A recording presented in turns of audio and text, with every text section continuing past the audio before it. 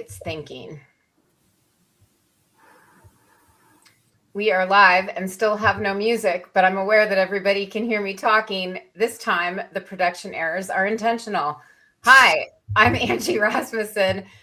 This is Jessica Malati Rivera, and this is our new show that we're trying out. It's going to be a tight little half hour where we're just going to go over the breaking news in the world of health, which right now, I guess there's still a little bit of hantavirus news, but in my mind, not really, because the most important news has to do with the Bundibugyo Ebola virus outbreak that is occurring in the Democratic Republic of Congo and Uganda.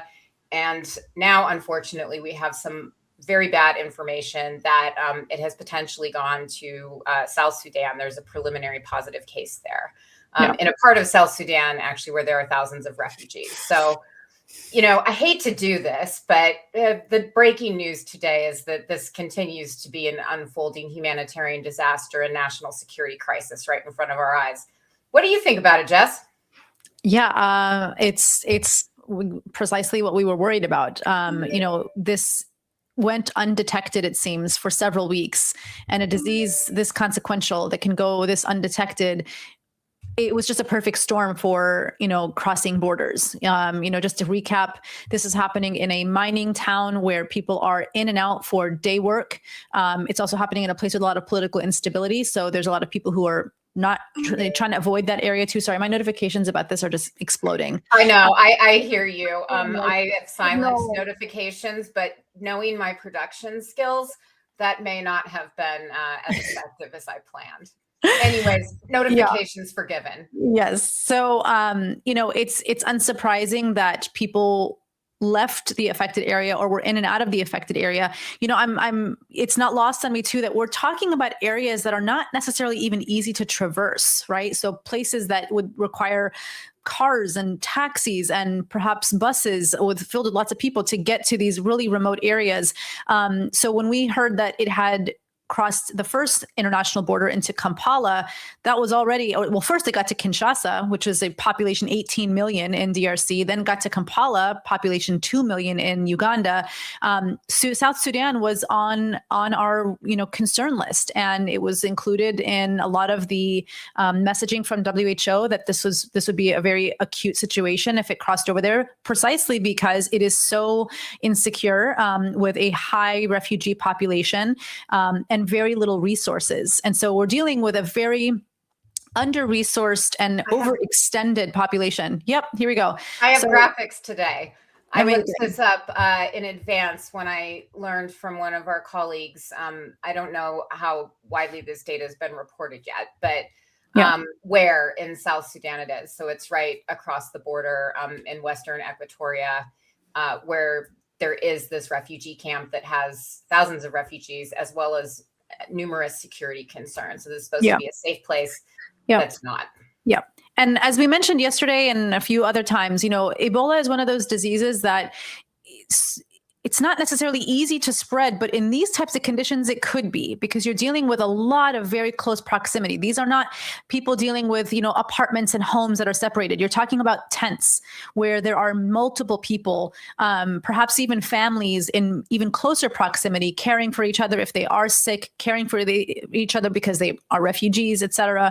And so you're not dealing with the ideal conditions for things like isolation and quarantine if somebody is sick. And as we mentioned before, Ebola's early symptoms are very nonspecific. So it could come off as flu-like or just a gastroenteritis type of bug. You know, it could, symptoms of vomiting and diarrhea that people may not connect the dots and say, this could be Ebola. And people are infectious to others when they are symptomatic. And so it's concerning to me that there could be perhaps another outbreak in these types of conditions, which is ripe for transmission. Yeah, I mean, we had this whole discussion with the hantavirus outbreak where, you know, we're looking at a virus that isn't actually very transmissible from person to person, and much less transmissible actually than Ebola virus, even by the aerosol route, which Ebola can be transmitted by, but it's not efficiently transmitted that way in terms of person to person. So I want to make that very clear.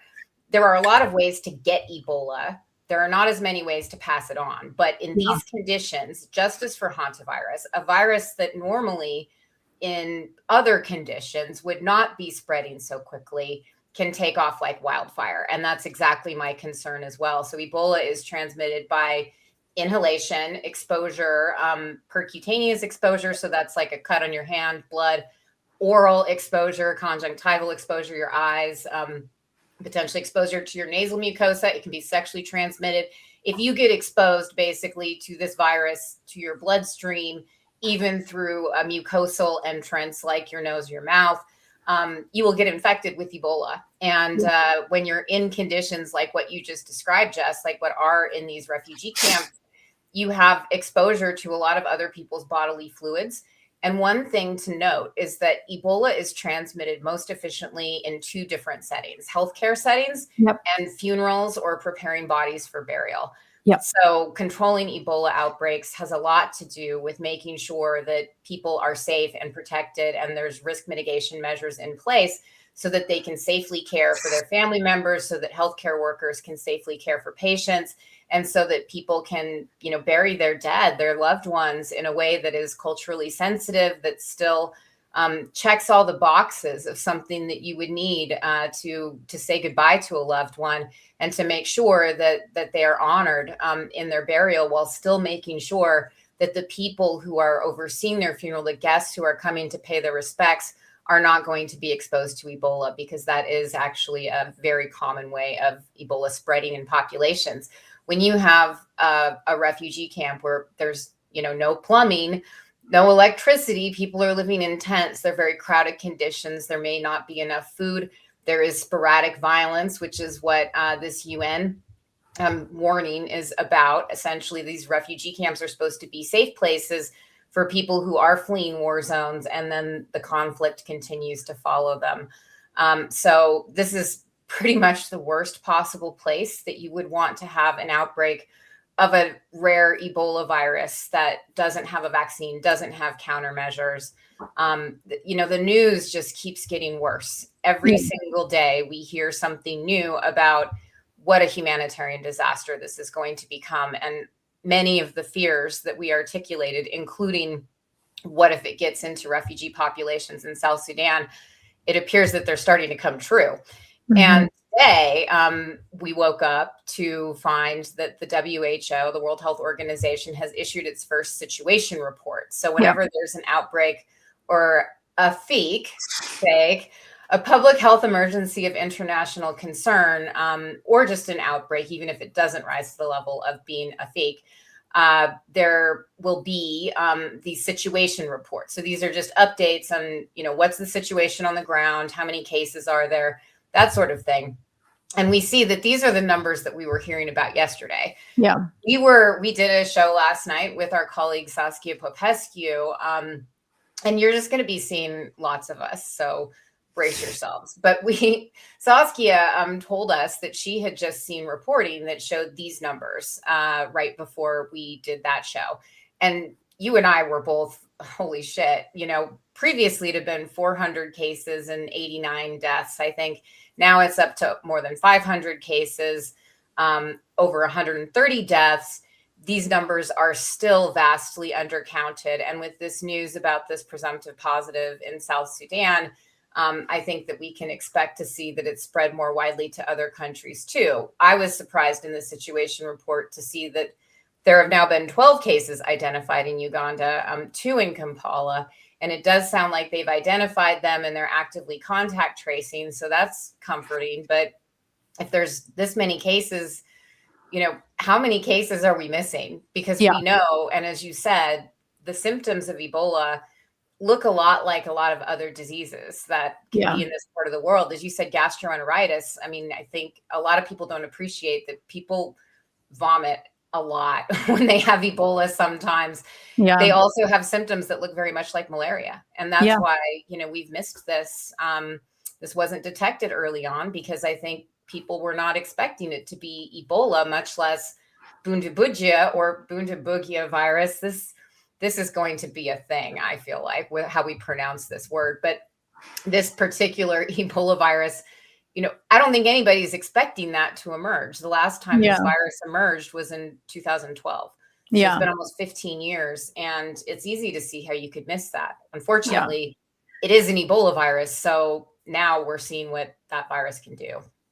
Right. Right. I mean, even if this is DRC's 17th outbreak of Ebola, it's, I think, only the third time we've seen Bundibugyo emerge in an outbreak like this. And so the same types of tools that we had for other Ebola outbreaks don't necessarily apply. And specifically, I'm talking about a vaccine, right? There's a lot of talk about, well, where's the vaccine? Well, there is one for the more common strain of Ebola, the Zaire strain. It doesn't have protection ability for this one. And so we can't use it. Historically, a ring vaccination campaign would be deployed pretty quickly, which is a very effective way to kind of control the spread by going from concentric circles for moving outwards to make sure that any possible person who is exposed or a close contact is immunized to prevent the further spread. We can't do that. That's not to say, though, we can't control this outbreak with the other measures, which I want to kind of highlight again, how directly involved the U.S. was in previous non-pharmaceutical intervention types of disease control. Vaccines are not the only way that we can stop Ebola. One of the most effective ways is by doing things like door-to-door contact tracing, isolation and quarantine, even communications training to help people understand how to understand the early symptoms, what to do if they do feel sick, et cetera.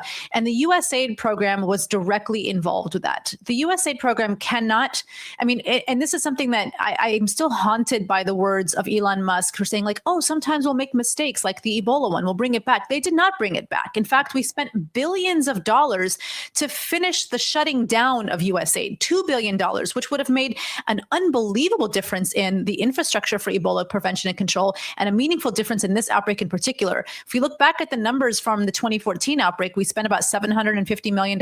Imagine if we spent, instead of the $2 billion to shut down USAID, we put that $2 billion in preventing this catastrophic outbreak that is only growing by the day. So, to just tell folks that what we were spending as taxpayers probably amounted to about $40 per person a year. And if that, right? I think it was 36 was like the actual raw number of what it would amount to per taxpayer in the United States to do incredible programs like disease surveillance and prevention and control measures. Now, that's not just Ebola, right, Jess? That's everything. It's everything. It's everything. The total. This is one application of all the things that USAID did, but USAID was instrumental in particularly this type of disease surveillance and control in this very acute area, because the species that is the reservoir for this virus lives in this area. So these bats that carry the virus, they live in this area, they spill over to other animals. Those other animals have contacts with humans. It's why we had an entire team just focused on the disease mitigation of Ebola. And now here we are throwing pennies at the problem to say that we're going to, I think from yesterday's thing, they said they were going to shore up 50 Ebola response clinics with what is it, $13 million? Something like that. Yeah, it's not mathing. That sounds like a lot of money maybe to some people, but $13 million is nothing when you're talking about setting up Ebola treatment units that are actually places that, people could maybe get treated and recover in. You could make a tent, a really shitty tent that's going to be terrible conditions where probably more people will get Ebola. This has happened in previous Ebola outbreaks. More people will get Ebola going into the treatment units because they aren't properly equipped.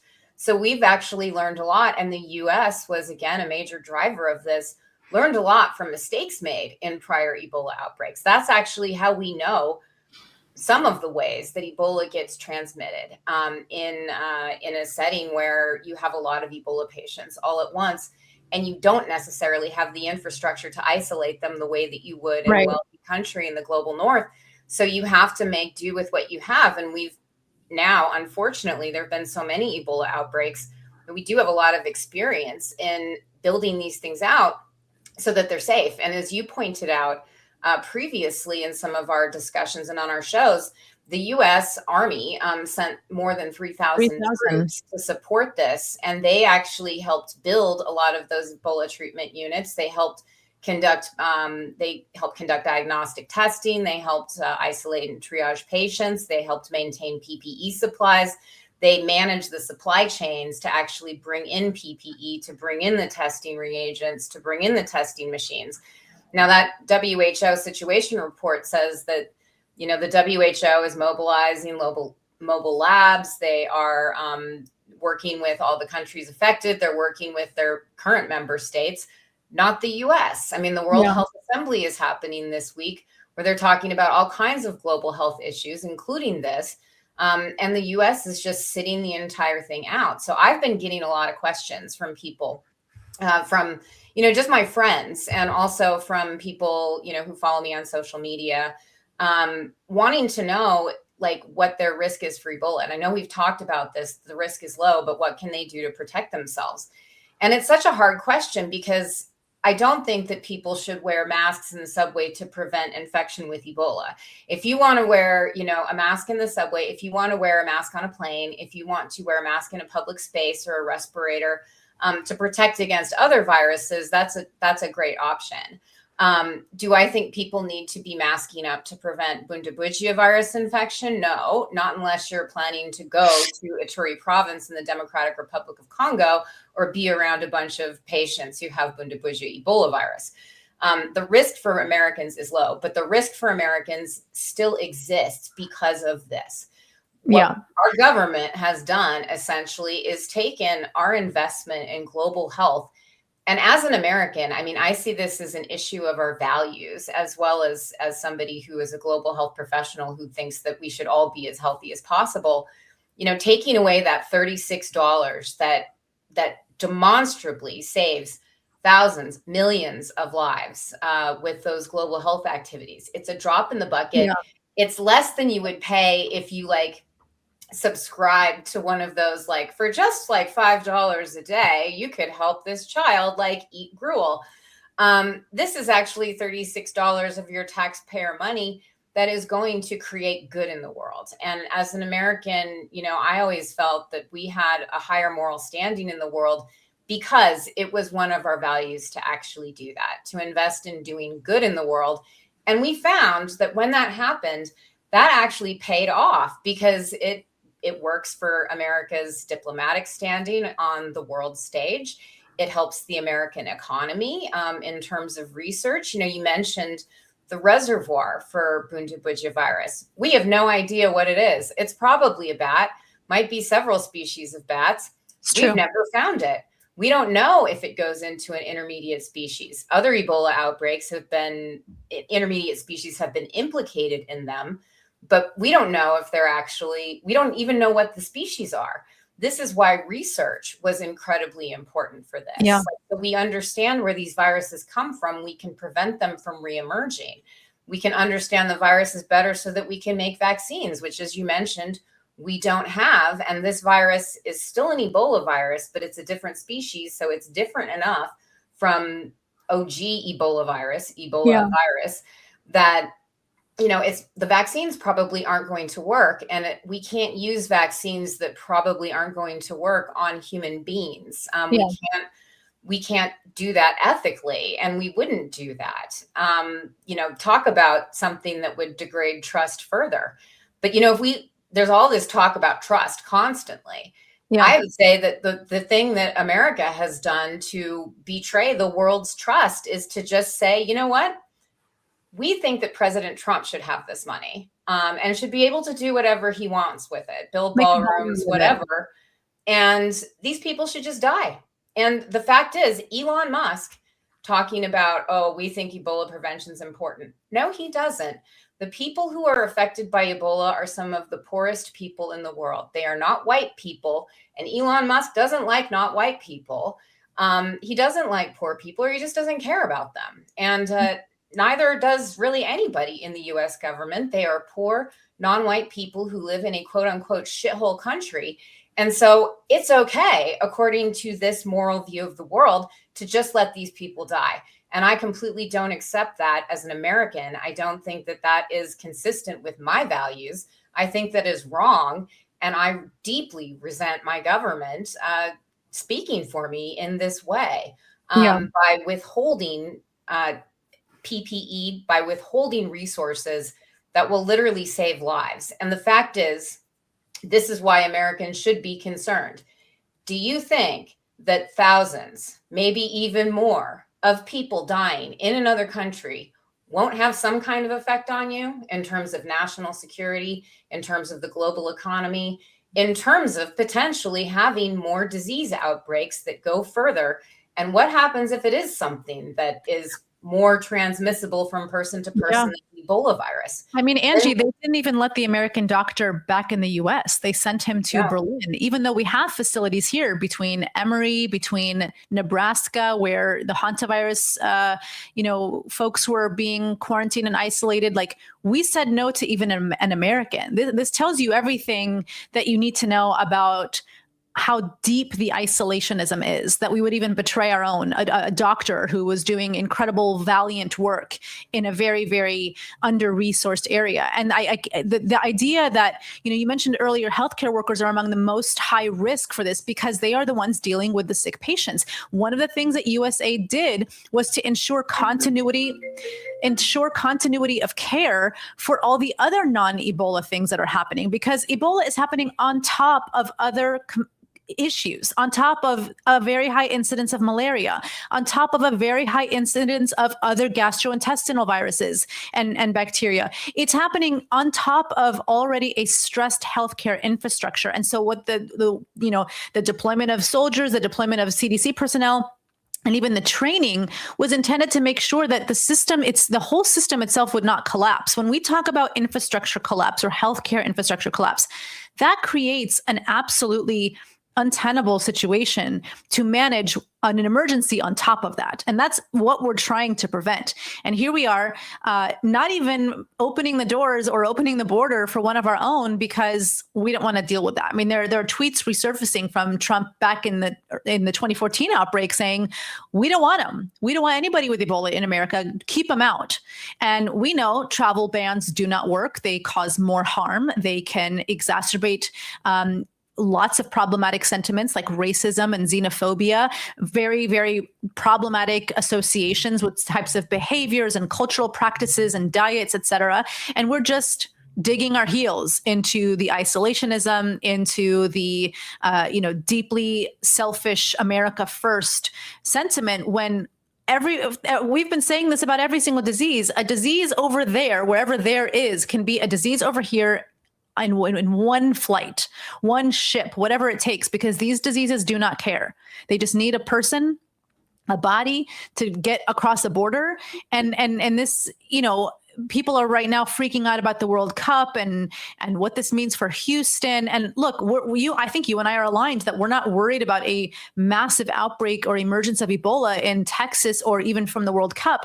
But it's not helping, though, that the sentiment that they're reinforcing about keep them over there so that if people do come here, that's going to create a whole host of other problems, political problems, social problems. And I'm really worried about that. I'm actually worried about people being in harm's way because of racism, because of xenophobia, because they would assume anybody from Africa might be carrying Ebola. I mean, how absolutely mental is that? Yeah, I mean, this was the assumption back in 2014 when Trump tweeted that. And what he actually tweeted was all caps, "We don't want them here." Lots of exclamation points. And I mean, that really essentially describes the Trump administration's attitude towards dealing with infectious disease. And as you pointed out, they won't even repatriate an American, and not just an American, his wife and his 4 children. And we know that when we have evacuated Americans to the US, to one of our numerous facilities that are fully stocked with experts who know how to treat these diseases. They are fully equipped to isolate the patient and make sure everybody is safe. We did not have any healthcare worker infections from the patients who were evacuated to one of these centers. Nobody at Emory Medical Center ended up getting Ebola from treating multiple Ebola patients there. And that's because it can be done safely and we actually know how to do it. We have just actually used panic and effectively xenophobia, but it's not xeno because we've used it against an American now. Right. And what that should worry Americans about is not, am I going to get Ebola? It's, am I if I get into a situation where I'm in danger, my family is in danger, can I count on my government to help me out? And I don't think the answer is yes anymore. And that's for a natural born white American and his family who is doing missionary medical work. What's going to happen when it's you or somebody that you love or care about? I mean, this is something that I think affects every American profoundly, even if they're not at high risk of getting Ebola. And the World Cup for Ebola is the least of my concerns. The bigger concern, as you've pointed out, are these vaccine preventable diseases that we're getting here, because they are going to have the same effect on our healthcare system that Ebola is going to have on other healthcare systems, in which it's going to overload the capacity for the healthcare system, and we aren't going to be able to deal with other medical problems. And it just turns into a cascade of really disaster, where we're no longer able to take care of anything, even routine things. And we really start to see morbidity and, of course, unfortunately, mortality go through the roof. So, don't worry about putting on a mask for Ebola, but definitely worry about the fact that our government is saying infectious diseases, what's that? We don't care. That's somebody else's problem. And in fact, you should go ahead and get more of those while you're here in the US, because we have crazy ideas about that, and it's politically expedient for us to promote them. That's what Americans really need to be concerned about. You need to make sure that your kids are up to date on their MMR vaccines. You need to make sure that you're able to get access to healthcare, because we're about to be in a situation where a lot of Americans aren't going to be able to access that with a hugely growing disease burden. Yep. I think that's unfortunately a terrible way to end this, because we are almost at 30 minutes. We want to make this a helpful kind of update to you all. The TLDR, if you're just joining, because I've seen the number kind of grow in the last couple minutes, is that the situation is worse in Central Africa, but it does not make it worse necessarily for the US. Not that that should be the framing, really. I feel like there's still kind of a really problematic, like, well, what does it mean for me in America? Yeah. It is going to be catastrophic for Central Africa. It already is. It's grown. It has potentially spread over into another country, South Sudan, that is a presumptive positive case. We're still waiting for details on that. We'll probably get more situation updates from the WHO, as we shared earlier, reports of the number of cases, the number of positive, the number of death. We'll share them as they come out. You and I are going to be doing something later today with some other colleagues who are Ebola experts to talk about kind of the big picture as well. But again, the risk to you as an individual, if you're watching here from the US, is still extremely low for Ebola. But we want to contextualize risk here and say the other things that you should be worried about are the ones that are right in front of you, the ones that we know how to prevent, and potentially the one that may actually be the disease of pandemic potential. It's neither Hansen nor Ebola in this context so far. But we just want you to know that, like, people's perception of risk is a little bit askew. And we would hope that this would be a wake-up call, that when we defund systems of preparedness, it makes all of us much more vulnerable. Totally. I couldn't agree more, Jess. And, we're going to sign off briefly, but I just wanted to say one thing that got brought up in my mind, and I know that we've been discussing. You're about to hear from a lot of newly minted Ebola virus experts. Now, Jess and I have been working on Ebola. In my case, I've been working on Ebola since 2013. Jess has been tracking data in Ebola outbreaks since 2017, 2018? 2008. 2008. Okay. Yeah, even longer than me. So we've been doing this for a long time, and that's what this other thing that we're doing later today, I think it'll be out tomorrow or Friday. It's a roundtable organized by Celine Gounder, also featuring a number of physicians who've actually responded to Ebola outbreaks and treated Ebola patients, and one physician who's actually survived Ebola himself. So it's a great group of people with a lot of experts, but there are a lot of experts who can't even pronounce Bundabugia virus. And I know that we've had a whole discussion about whether it's Bundabugia or Bundabugia. But if you don't even use the G and you can't spell the word, that person's probably not an expert, no matter how many Instagram followers they have. And Americans, I think, are about to see a lot of that. You're about to get a lot of advice on social media from people who don't know what they're talking about, telling you that you need to wear a mask to avoid Ebola, or you need to clean something to avoid Ebola, or do this or that to avoid Ebola. Again, you don't need to worry about if you need to start worrying about avoiding Ebola, we will let you know, and we will let you know what you have to do. But unless you're planning to go to the DRC or Uganda or South Sudan and be in an outbreak zone or around Ebola patients, you don't need to worry that much about Ebola. You need to worry about what we were just talking about, the fact that we don't have a functioning healthcare system anymore. And what you do about that is you vote and you scream about it as often as you can, and you tell people about it so that people know what we're facing. Because in a democracy, it requires all of the people to get together and demand that our interests be taken seriously, because it is a government by us. So that's what I really want Americans to think about. Think about the other viruses that we are at risk for, such as measles, that are vaccine preventable. Consider getting vaccinated. And keep checking back with us, because we are just going to be rays of sunshine to start every day for you. When Jessica's not available, then you're just going to hear me talk for 30 minutes straight about whatever. And that can either be really fun or really miserable. So, flip a coin. It'll be a surprise every time. Hopefully Jess will be able to make it most of the time. Yeah. But anyways, we'll see you back here tomorrow. I think around the same time. We'll check it out. We do have other day jobs, so we can't promise that we're going to be perfect at this, but we do think that the situation is evolving rapidly enough that, you do need regular updates on it. And there's other stuff too that you probably doesn't hurt to give you some regular updates on. So keep checking back with us. Next time, feel free to bring your questions. I'm starting to get better at this production thing, so we can even maybe talk and answer some of your comments, and I won't be like putting the wrong comment in the thing. Anyways, great doing this with you, Jess, as always. Thanks everybody for joining us. We'll cut some clips that you can watch later and pass around for easier consumption. And we'll see you back here tomorrow. Take care, everybody. Bye, y'all. Bye, everybody.